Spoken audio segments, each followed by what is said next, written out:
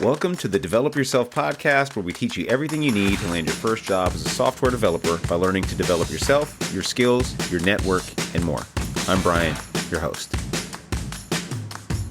All right, today I have software engineer turned author of a book called Brain Refactor, coach and owner of Mindful Dev, Dagna Bieda. We're going to talk about developing an effective mindset to be a software developer. Welcome to the show. Thanks so much for having me, Brian. Yeah, really excited to speak about not only your book, but about this whole concept of mindset, because I feel like it's one of those packed, loaded words that gets used a lot. And software developers especially probably think, what does that got to do with me? Why do I need to develop this quote unquote mindset? Or my job is just writing code. So I want to dig into that a little bit. But before I do, I'm always curious when I meet people that have written full books. What inspired you to write this book? Can you give me a little rundown of what this book is about to the audience and generally what led you to write it? Absolutely. So the actual idea to write a book for more junior engineers came to me 7 years ago. And I was with my husband honeymooning, and I was so pumped with this idea of writing a book that I draw these mind maps of what each chapter would be about and what should I put into it? Because at that time I was a senior software engineer and I was mentoring a lot of juniors, right? Mm-hmm. And I thought, I keep saying the same things over and over again. Why not just put it into a book? That would be really useful and easy for me to then, hand off. Oh, here's the book. I don't have to have thousands of conversations again and again. And so the idea came to me 7 years ago, but it took 5 years for me to actually sit down and put all that I had in my mind down into paper. I bet. I thought it was going to take me 6 months. I'm not going to lie. The whole writing process from start to finish was I'll be ready. I'm going to have the final product in 6 months or on Amazon. Perfect. And it turned out to be a 2-year process. Oh, wow. 18 months of actually writing the book and 6 months of getting it ready to production, getting the cover, putting it into readable, nice format, making sure it's, good for Kindle whenever it comes out on October 1st. And so I am super pumped with what went into this book because, with the idea that I had initially, it was because I was a senior engineer coaching junior engineers. Mm-hmm. But adding that extra 5 years is the time frame in which I was coaching. So now I could also put my coaching experience and how I help my clients get past over the obstacles that they were facing in their careers as engineers. So it added this extra depth and dimension to what I was sharing now, because it wasn't only my experience anymore. It was industry-wide kind of a thing. So that's kind of how it came together, and it's a dream come true that I sat down and actually wrote it and I downloaded it. It was a really painful process. I can imagine. It's you can compare it to learning programming for the very first time. If you're not super hyped about it, oh my goodness, it's just it's gonna make you cry. I could imagine, because I like to write, but I've never written. Actually, I have written a very small book, but the going back and forth with editing and thinking how people are going to perceive this, how do you organize your thoughts, right? It's a really monumental task. But I'm glad you did that, because I feel like in this kind of culture, society, we like really fast, bite-sized pieces of information from YouTube videos, and it becomes worthless. And I've found myself going more and more and more towards books as a software engineer to learn things, because I want to take time to read things from people that have taken the time to organize their thoughts and put it together in a way that I can actually digest it. I was talking to another person who's a software engineer, also a coach, and he was saying something interesting. He said, most of the problems my students face aren't technical at all. Almost all of them, especially at the junior level, are what you could call mental. Can you speak a little to the things that you've seen that typically are the roadblocks that people encounter, especially when they're learning to code or earlier in their career? Yeah, absolutely. So there are 4 fundamental obstacles that I've noticed over and over and over that I experienced myself in my career as a software engineer. that I've seen my colleagues experience in their careers or my coaching clients, right? And in the book, in Mhm. chapters 4, 5, 6, and 7, every chapter dives into a particular obstacle. The very first one is imposter syndrome, right? That's something that people early on in their career face, but Yes. also it often happens to someone who steps into a new role they're not familiar with. Think Yeah. of like the first engineer who joined a startup and is now a CTO. Like, what do I do now as a Hmm. CTO, right? Or someone who has not managed people and is stepping into that engineering management position, or is doing, Yeah. something new out of scope of what they were comfortable doing up until this point in time. So that's when imposter syndrome kicks in. The second obstacle that's super common is burnout. I mean, Mm, most of us experience that at certain point in our career because our work is so fun. It's so challenging. It's so intellectually stimulating. You kind yeah. of want to stay after midnight to solve that bug, right? And it's Yeah. fine if you do it every now and then. But if you do that consistently, if that's your go to behavior, staying past midnight to solving problems, you're heading for trouble. You're on a highway to burning yourself out, basically. The third obstacle that I talk about in the book is essentially trouble dealing with other people. And it Mm, makes a lot of sense for engineers. Why? yes. Because we put so much effort into honing our technical expertise and we put it at such a high pedestal. We give it so much priority, the technical skills, right? That the soft skills are often either overlooked or we just completely ignore them. And that's something that happened to me, right? Oh, you've told I me a little bit about actually, this, but I'd love it if you could share because that's interesting to think about because you seem like really personable. You've written a book on this stuff. But yeah, what were some of your earlier days like? yes. So as a senior engineer, I moved from Poland to United States. And what happened was I had trouble with adjusting to like the cultural difference of how we communicate differently Hmm. between the Eastern Europe and the West and United States specifically.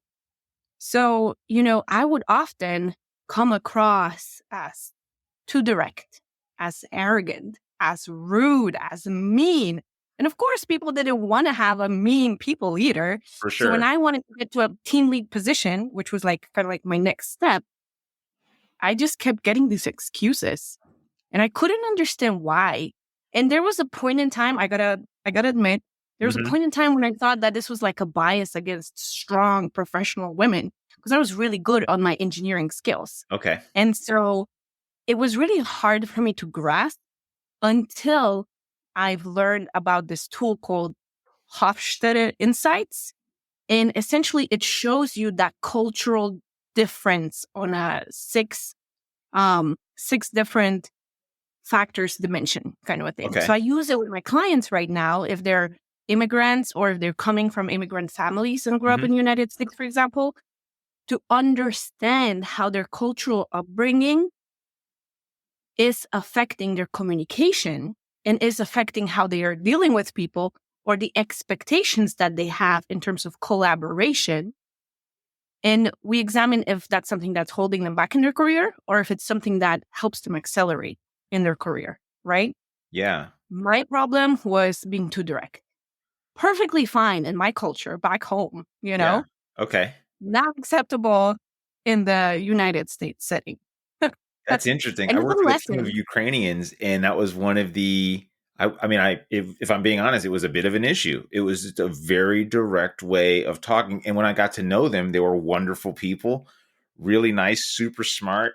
I right? mean, and we joke around, but the peer reviews were brutal sometimes, and it was this direct way of talking that I knew was like a cultural difference, and I'm like, oh, this is interesting, and it's interesting to see that you're on the other side of that here in the States. Yeah, and at first I didn't see it either. Mhm. It took actually years for me to figure it out. And that's something that was holding me back in my career. Like if only someone had told me, And no one wants to tell you, right? Because it's so awkward to tell somebody, like, "Hey, you're coming yeah, across kind of but also mean." my direct management was not like they grew up in the States, they were from here. They didn't see it as a cultural influence. So no one was able to point me Oh. in that direction either in the companies that Interesting. I worked here in the States, if that makes sense. That does. Yeah. Wow. And so like, what made you identify this, kind of gain this self-awareness, and then how did you change? So everything for me came crashing down in 2019 when I experienced postpartum depression after having kids, mixed with burnout at work, mixed with complicated grief, which happened as a result of me moving from United States, leaving my entire life behind Oh, wow. and moving here, uprooting my life basically because I fell in love, and people who fall in love do crazy things, Yeah. and I moved across the Atlantic. So, Jeez. It's a but lot. the reality is like I never dealt with what that meant for me Hmm. immigrating, right?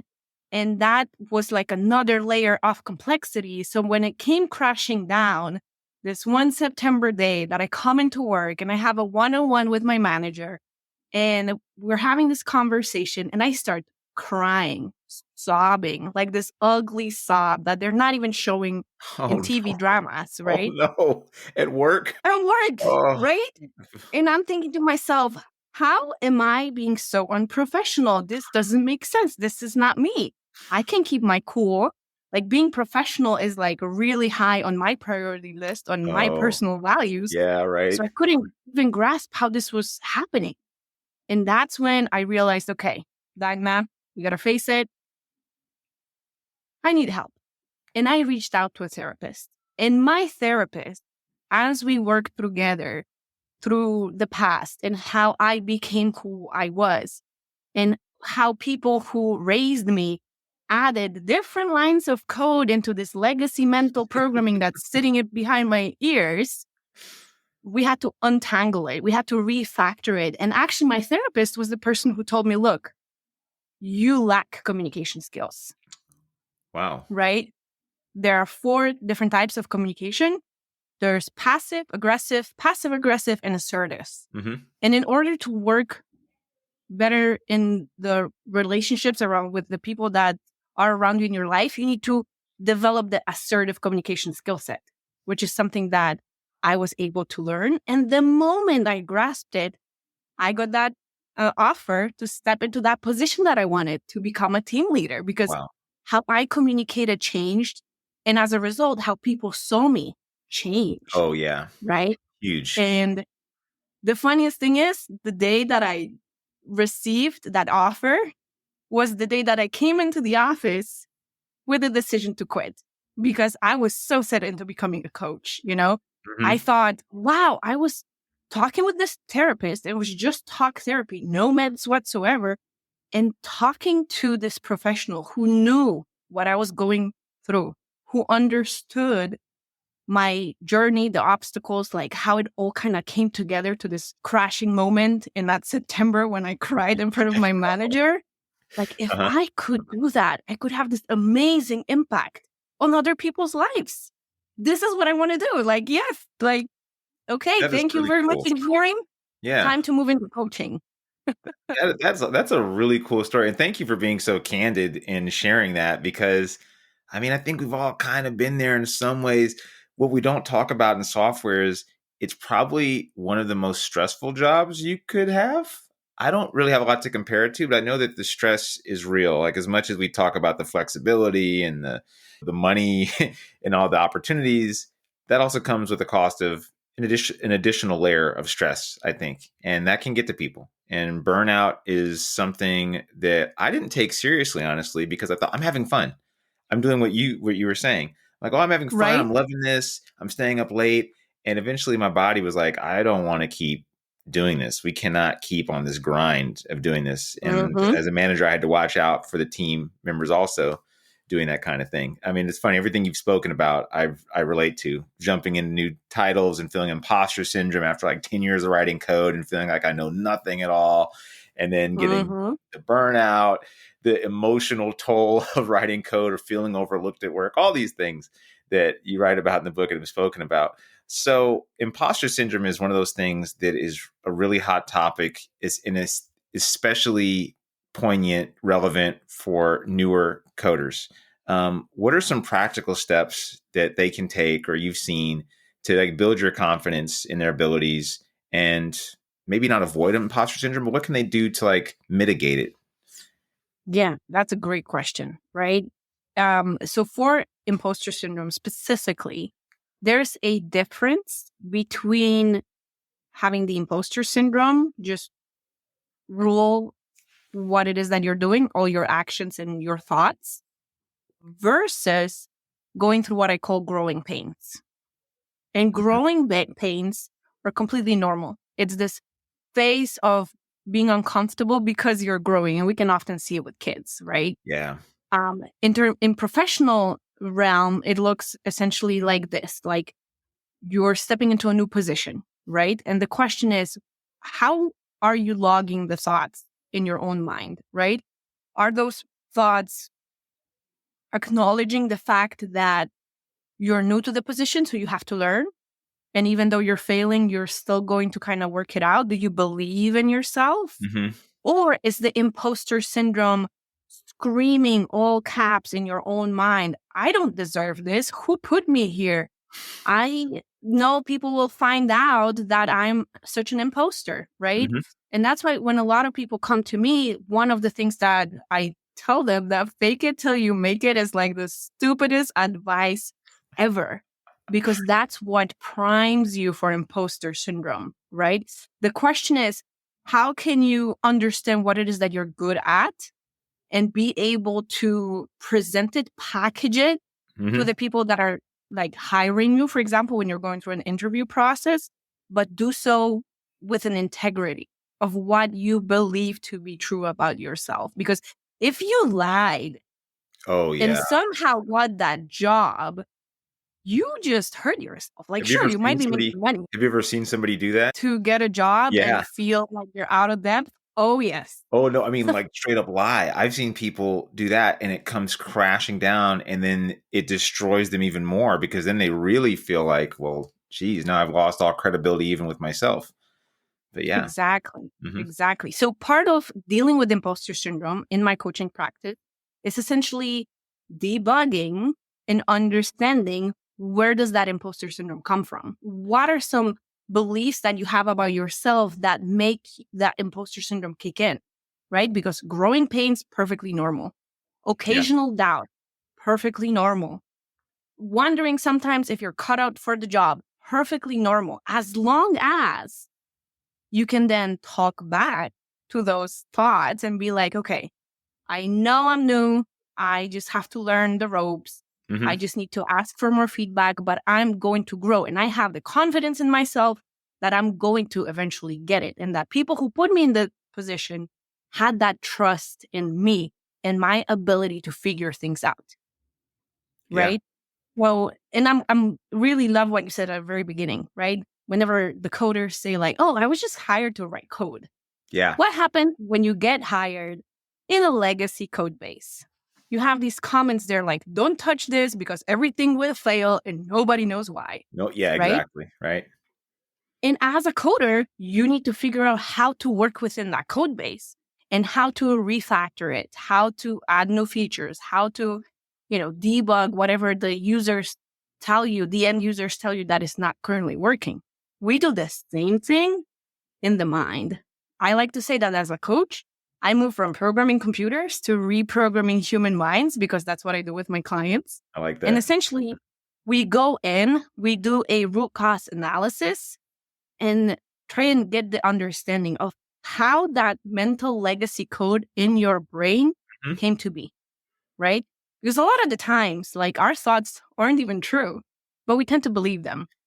That's a And really good it's point. really important to kind of Mhm. understand, where are they from? And I mean, you cannot like get blame and see who put it there, right? Like what particular event or what kind of a person put your particular thoughts or behaviors, Mhm. but recognizing that it's there and it can be refactored is like the very first step to optimizing whatever it is that you notice as a inefficiency or a bug, right? Like imposter syndrome, for example. I like a lot that analogy you just gave because I think also this internal dialogue we have going on in our heads, we think it's like the voice of our conscious or something like that, and oftentimes it's just chatter.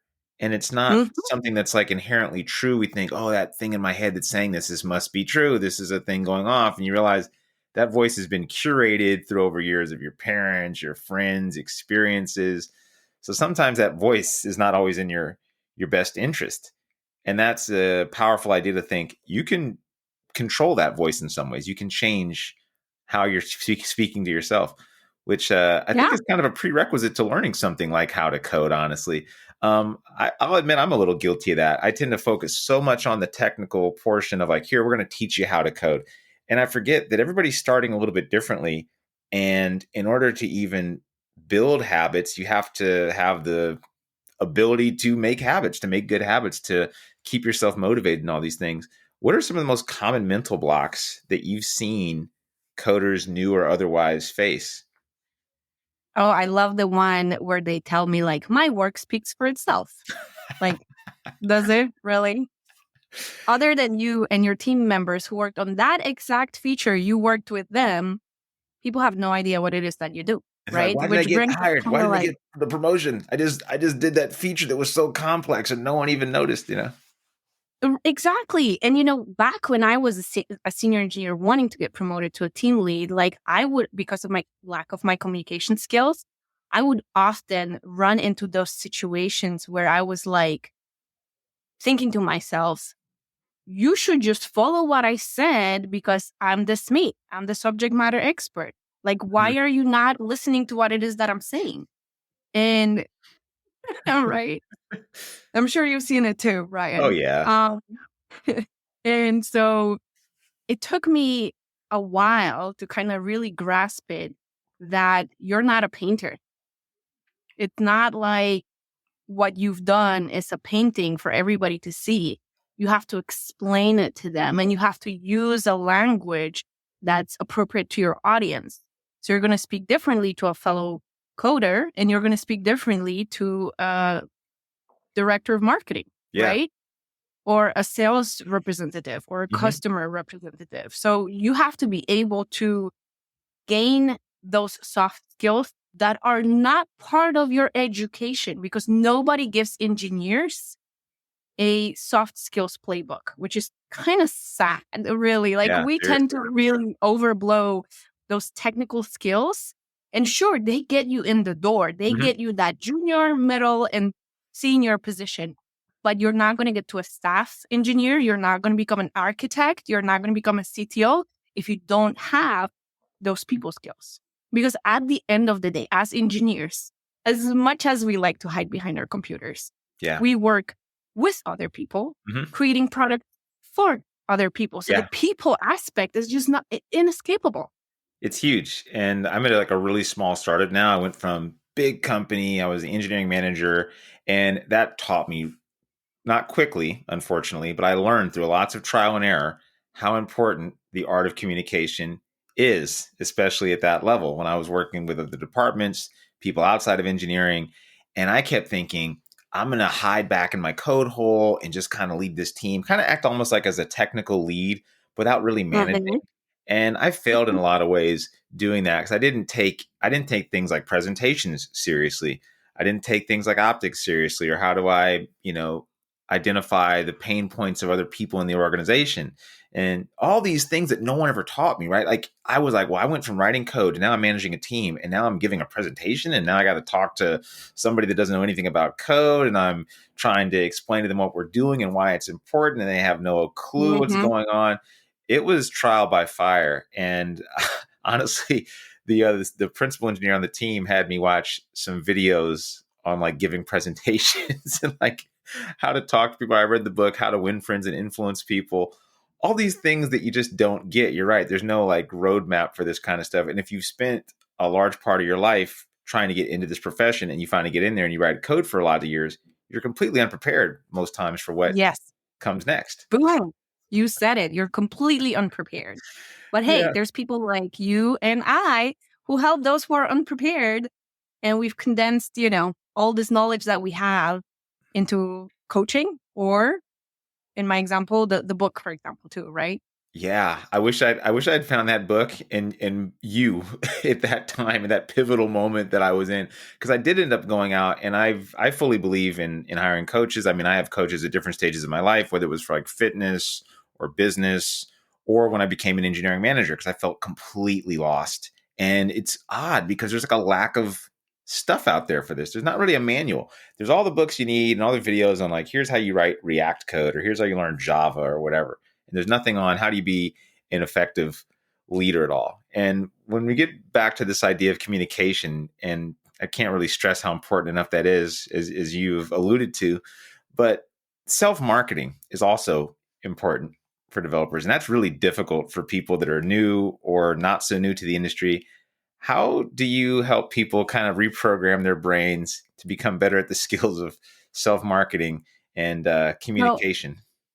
I'm really glad you kind of brought it up because that was the fourth obstacle. Oh, okay. The self-marketing struggles that engineers often face because one, we don't have the people skills, right? During the course of our education, oftentimes we just don't get them. Hmm. And then the second part is like those limiting beliefs, like my work will speak for itself, or that, it's that you have to be humble and you cannot brag too much because if you brag, then it's gonna come across as arrogant. For And then sure. when people don't want to be seen arrogant, they have trouble talking well. But another example that I explore in the book is this simple fact of like accepting a compliment, right? A lot of people will immediately shoot it down Mm, with, yeah, I fixed that bug last week, but the feature, I'm kind of slow. Like I thought I'd be done already, right?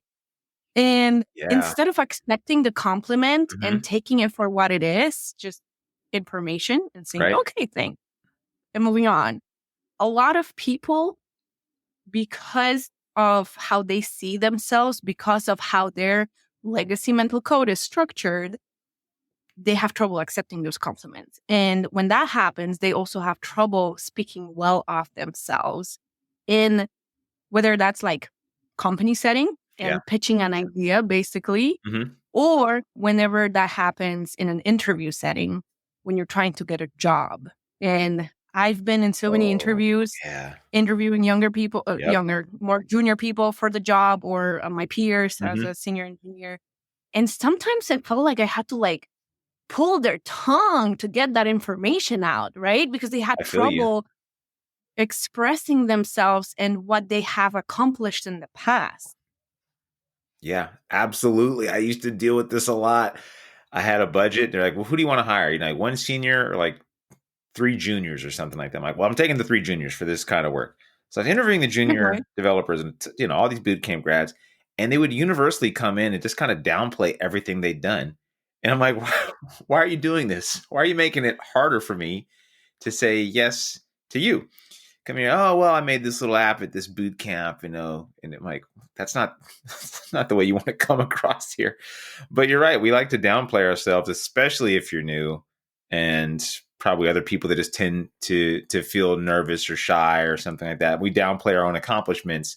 And I've heard of people doing things like keeping a brag document, which I started doing at the last company I was at. That was really helpful, not only for me mentally, because I'd look back at it and see, oh, okay, I actually did do some things this year. Because Uh-huh. 3 months ago, I don't remember what I did 3 months ago, but keeping them there was helpful, not only for promotions and for my Uh-huh. mental health, but also just to kind of catalog these things so I could create like a good story for myself when I went to the next company and I wanted to go to an interview and tell them what I had just done, at this place here. Part of marketing yourself is also understanding what kind of impact you can make, Hmm. right? Which engineers usually miss because they don't really, many times, they don't care about the business side of things, right? But like, let me tell you about this funny situation that happened to me as an engineer. I was working on these two tasks literally back to back. I did one on our mobile app, which essentially changed the build process and it reduced the build time from like 5 something minutes to like 20 or seconds. Oh, wow. Geez. And I was like so proud of Yeah, myself. I seriously. was like loading, right? Yeah, Felt like a huge it's achievement. huge. And guess what, Brian? What? Nobody cared. That's Like wild. I'm Nobody excited cared, hearing that. I'm like, oh wow, right? that's Nobody cared. But literally the next week, I was put on a task that was for a high profile client. It was extremely boring. It was like a Mhm. copy paste kind of thing, Yep. configuring one of the apps that we had for that client so they could beta test something. And turns out because that client brought tons of revenue in the company, the Mhm. moment I gave the end users, their beta testers, the app and, deployed it and they were able to use it, everybody from the customer rep, the sales rep, my manager, their manager, everybody's like, Dagna, great job. Yes, that's amazing. And I was like, For what just real? happened? Right? Like this? Like, how is it that something that I found challenging, stimulating, difficult, hard was just dismissed? I And know. something that I found boring and just, ugh, and I didn't want to do it. So I did it really fast to get it out of my plate. And that actually ended up getting me all this praise. And that's when something clicked. I had, and I see it a lot of the time with the engineers that I work with and other ambitious professionals in tech that I work with, this what I called hard work, Ah, I think I know where where you're going with essentially this. Yeah. we value things Mhm. that are difficult, that are hard, that are intellectually stimulating, and we kind of chase them as Yeah, engineers. for That sure. makes us go late into the night, burning the midnight oil, Mhm. burning ourselves out, right?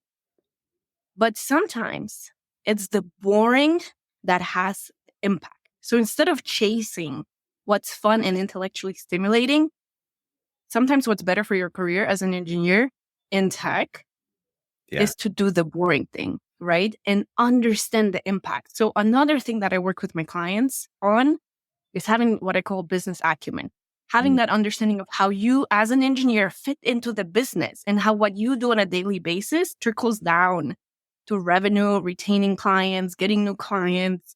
And by doing that kind of work, that also helps you with self marketing because Oh, now yeah. you understand what's the value that you bring so you can actually talk about it. Oh, 100%.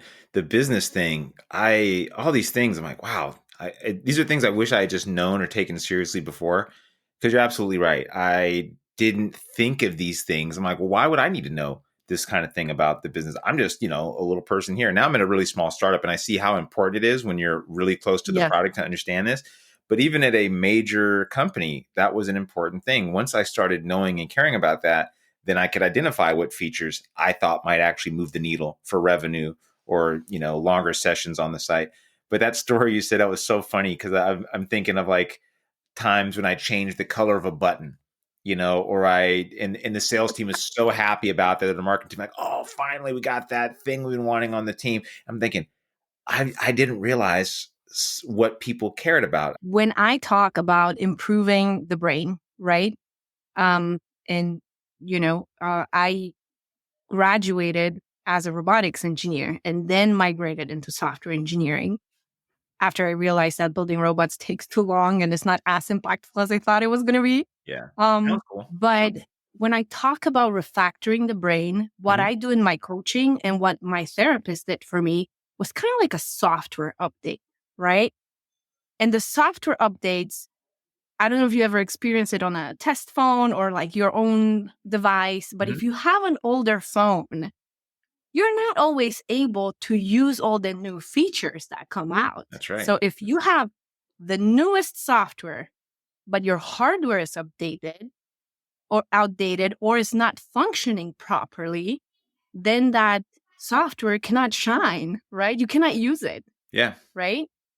And so for anyone out here listening, I highly recommend considering not only doing the software updates, whether that's with therapy or coaching, but also doing a hardware update of your brain. And here's what I specifically mean.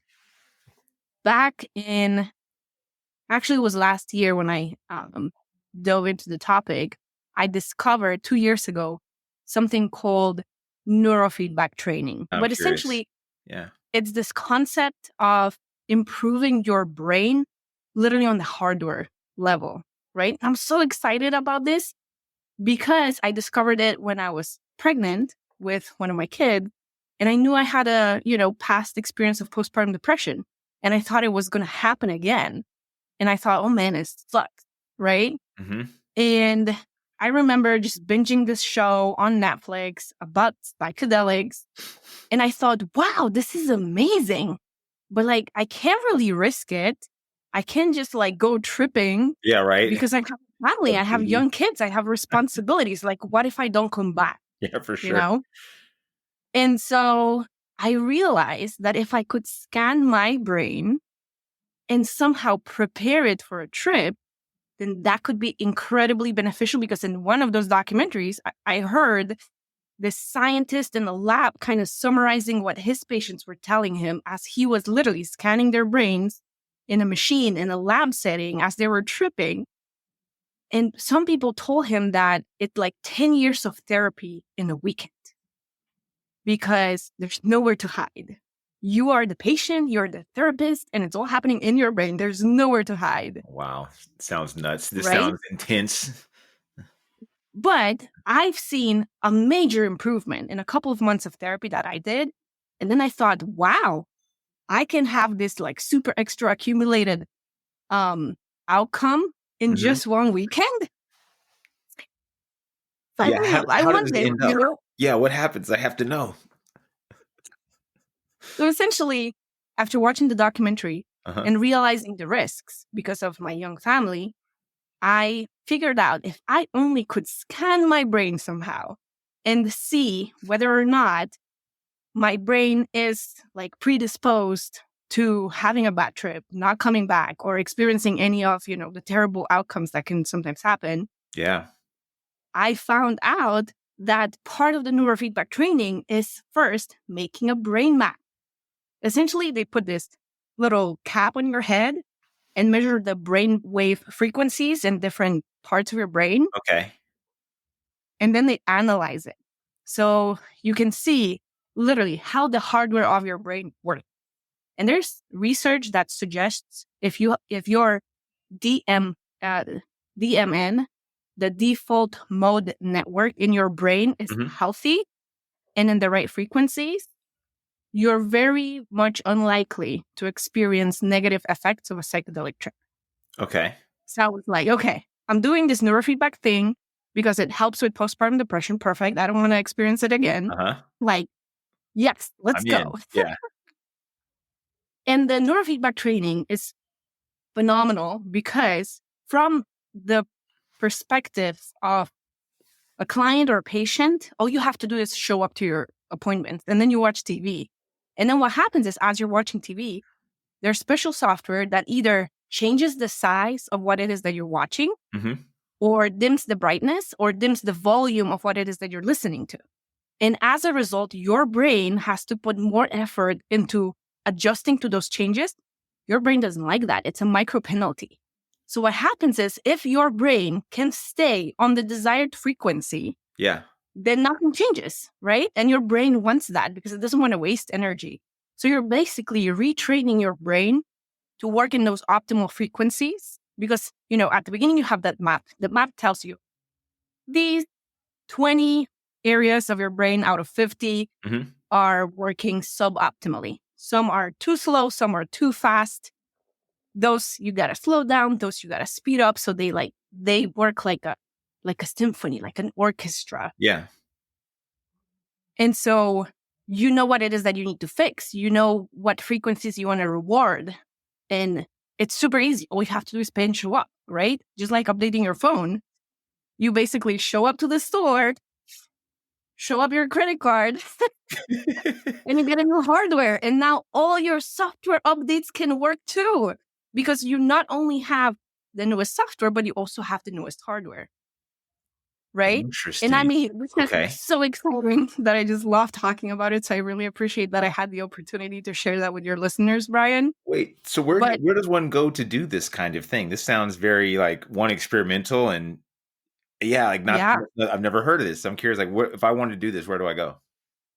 So what you want to do is on Google Map or whatever map you're using is try and find a local biofeedback clinic the does QEEG biofeedback Okay. or neurofeedback. Depending on where you're located in the world or United States even, it might have a different name. It's so young that it's not fully, like it doesn't have like common patterns, I guess. But from what I've seen, because I've been helping my clients find those clinics all over the world, it's usually either neurofeedback training or QEEG biofeedback. Also, we can link to my Substack article where I share even more details about my own experience. Please send me that. It'll be in the show notes by the time this is published, because I, for one, want to read this because I'm very interested in this idea. Because a lot of times I think we all think that we're unique, and maybe we all are. But I often wonder, is the way I think normal, abnormal, optimal, suboptimal? It's a really cool idea that you can do that. And it seems less novel than it would have sounded maybe 10 years ago, because like things like Neuralink are a thing now, where we are already intercepting or interacting with brain waves and patterns in order to help people do all sorts of cool things. So this, a few years ago, I would have maybe heard this and thought, that doesn't sound like reality. Now I'm like, this sounds like something I want to look into. But yeah, thank you for sharing that, because I can't wait to put that in the show notes too and share it with other people. Awesome. Yeah. Awesome. And then, on top of that, psychedelics are kind of getting a little bit of a hype too. And so like, especially in if tech. you want to know if you're at risk or danger, I mean, obviously part of it is your medical history or your family's closest blood relatives, their medical history. Yeah. But knowing specifically that your specific brain's DMN is healthy and you're not likely, of course, there's no guarantees. For sure. But it's all about managing risk, right? Yeah. And so I did end up going to a psychedelic retreat. Like, it's really important to find a setting that's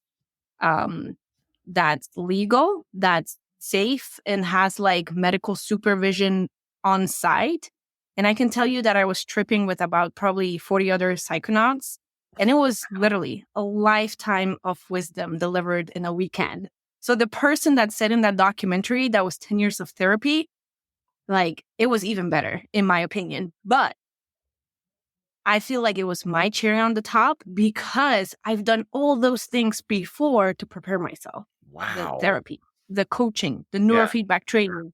And that's why I feel like the psychedelics was the cherry on the top. And I'll probably never do it again. I don't feel like I ever have to. This took a turn I did not expect. I did not picture. I do mention it in the book, so make sure you check it out because it's basically in the chapter on burnout. So hint, hint. That is a hell of a story. That is so cool. That is like such a, it's always interesting speaking with people and learning these like really interesting parts of their lives and just getting exposed to things I never would have thought about. That is cool. Wow, okay. Now I definitely have to read more of this book.